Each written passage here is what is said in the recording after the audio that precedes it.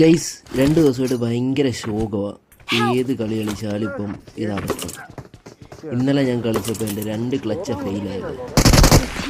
ഞാൻ കാണിച്ചു തരാം, നിങ്ങളത് കണ്ടു നോക്കുന്നുണ്ടെന്നേ.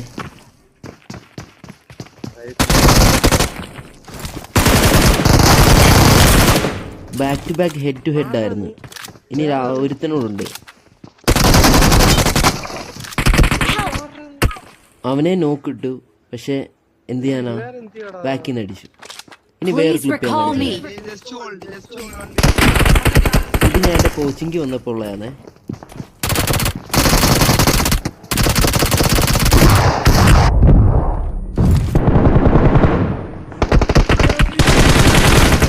മൂന്ന് പേരെ ഞാൻ ഒറ്റ സ്ട്രെച്ചിൽ തന്നെ നോക്കിയത്.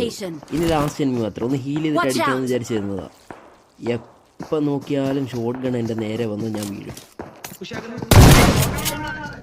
എന്ത് ശോകമാണ് ഗൈസ്. ചാനൽ ഒന്ന് സബ് ചെയ്തേക്കണേ.